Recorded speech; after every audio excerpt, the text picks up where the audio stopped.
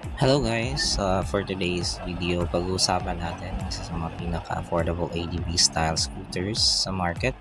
Ngayon, ang Easy Ride ADV 175 Fi o mas kilala bilang ER ADV 175. Mahigit 2 buwan ko na itong ginagamit sa aking daily rides at sa loob ng panahon ngayon, marami na akong napansin pagdating sa performance, comfort, fuel consumption at overall riding experience.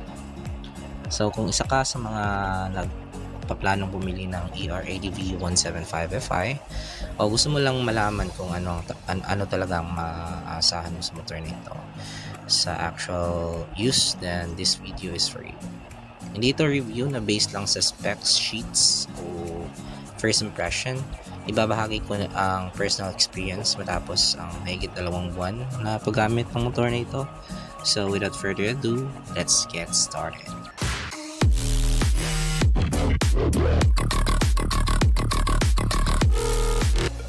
Unahin natin ang design. Sa totoo lang, isa ito sa mga dahilan kung bakit ko napansin agad ang ER-ADV 175 Fi. Kasi kapag tinignan mo siya mula sa harap, mapapansin mo agad yung ADV-inspired na forma niya. Malapad ang katawan, matapang ang harapan, at may dating talaga sa kalsada.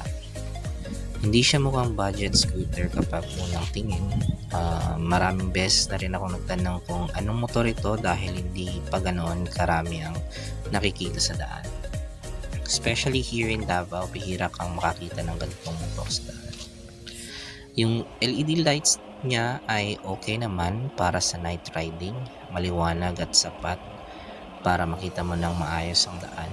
Pero kung nakukulangan ka, pwede ka naman magpakabit ng LED lights or auxiliary lights. Maganda rin ang windshield niya dahil nakakatulong kahit paano laban sa hangin, lalo na kapag medyo mabilis ang takbo. And overall, para sa looks, masasabi kong isa ito sa pinakamalaking selling points ng motor nito.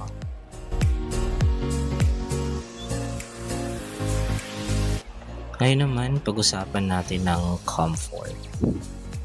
Sa 2 buwan kong paggamit ng motor na to, masasabi kong komportable siya para sa daily rides. Yung riding position niya ay upright, hindi ka nakayuko at hindi rin masyadong nakasubsob. Maganda ito lalo na kung ginagamit mo araw-araw papasok sa trabaho o pang negosyo or pang MC taxi mo. Yung suspension naman is sobrang gulat ko. Kasi para ka lang nakasakay sa kotse. Halos hindi mo maramdaman na nasa lubak ka. Hindi siya matagtag at very comfortable siya sa pag-long rides. Siyempre mararamdaman mo pa rin ang malaking lubak pero hindi naman siya nakakairitang gamitin. Kung ikukumpara sa budget scooters, masasabi kong sulit na sulit siya.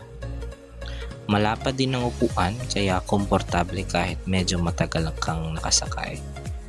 Kapag may angkas ka naman, hindi rin gaanong masikip. Isa rin sa mga napansin ko ay maluwag ang footboard area kaya may kalayaan kang baguhin ang peso ng paa habang bumabiyahe. Sa long rides, malaking bagay ang comfort at masasabi kong pasado ang ER-ADV dito.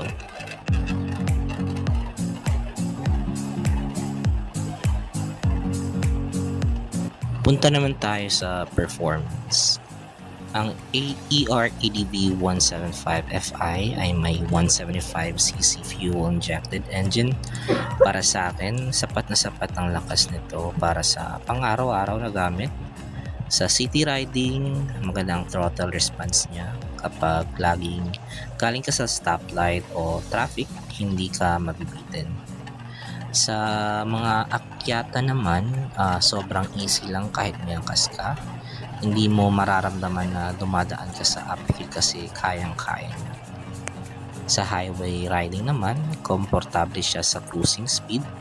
Hindi mo kailangan pilitin makina para makasabay sa daloy ng traffic ko. So para sa normal rider, sapat na sapat ang performance na binibigay nito.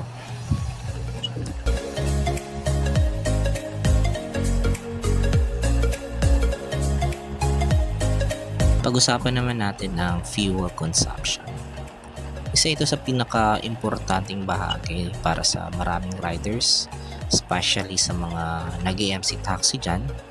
Sa experience ko, medyo hindi siya ganun kataas pagdating sa fuel consumption, pero pwede na. Nagre-range siya ng 30 to 35 km per liter. Pero may ilan nakikita ko sa page namin, umaabot sila ng 40 km per liter or mas pataas pa, which is sana all, diba? Pero syempre, depende pa rin to sa riding style mo, timbang ng rider at kondisyon ng kalsada. Kung mahilig kang humataw, mas mataas ang konsumo ng gas talaga. Pero kung normal city riding lang, masasabi kong hindi ito masakit sa bulsa. Para sa daily commuting, overall pasado siya sa usapang tipid sa gasolina. Ngayon naman ay pag-usapan natin ang features. May digital panel siya na madaling basahin, simple at basic. May speedometer, fuel indicator, battery indicator, clock, at odometer. Disc brake na sa unahan at likod, pero unfortunately hindi siya ABS. Hindi rin siya liquid cooled, air cooled lang siya. May sapat ding compartment para sa mga basic na gamit. Hindi kasyang helmet kahit half face, pero aux lang naman para malagyan ng mga tools mo. Hindi man siya loaded sa napakaraming technology, pero nandito ang mga features na talagang kailangan ng isang rider.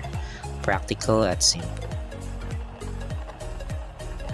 So ngayon pag-usapan natin ang mga bagay na nagustuhan ko sa motor na to. Number 1 is yung design. Hanggang ngayon gustong-gusto ko pa rin ang forma niya, elegant at simple for me. Number 2 is comfort. Komportable siya para sa daily use at long rides. Great suspension, hindi man siya ganun kababa pagdating sa fuel consumption, pero okay na din for daily rides. Number 3 is road presence. Hindi man siya ganun katulin pagdating sa top speed, pero kapag nasa daan ka, hindi siya mukhang murang scooter, head turner siya kahit papaano. Lastly is value for money. Sa presyo niya, marami kang nakukuha features at magandang overall riding experience. Hindi ka mapapahiya sa ma-offer ng motor na to. Para maging patas tayo, pag-usapan din natin mga bagay na pwede pang pagbutihin or i-improve sa motor na to. Una, ang availability ng piyesa.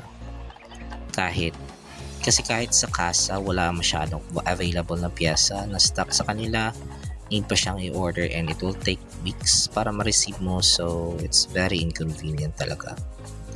Depende pa rin sa lugar nyo, may mga parts na maaaring hindi agad available or available, pero yung panggilid naman ay usually may fit sa ibang brand ng motor. Pangalawa is resale value. Kung ikukumpara mo siya sa Japanese brands like Yamaha, Honda, or any brands na branded, mas mababa ang resale value nito. Kung may balak ka sa mag-resale ng motor na to, medyo lugi ka talaga. At pangatlo, dahil medyo bago pa lang ako sa paggamit ng motor na to, kailangan pa nating tingnan kung paano ito magpe-perform sa mas mahabang panahon or mataas na mileage. O ngayon, ang pinakamahalagang tanong, sulit bang ER-ADB 175Fi ng Motorstar para sa akin? Oo. Kung ang hanap mo ay scooter na may ADB style na forma, comfortable gamitin, sapat ang performance para sa araw-araw at pasok sa budget, isa ito sa mga dapat mong isalang-alang. Hindi siya perfecto, pero para sa presyo niya, it will do the most job of the regular scooter. O ayan mga kamoto, yan ang aking 2 months ownership review ng ER-ADB 175Fi. Kung meron kayong mga tanong tungkol sa motor na ito, comment nyo lang sa comment section at subukan nating sagutin based sa aking experience. Kung nagustuhan yung video na ito, huwag kalimutang mag-like, share, at mag-subscribe na rin sa Kelion Moto. Maraming salamat sa panonood. Ride safe. Babush!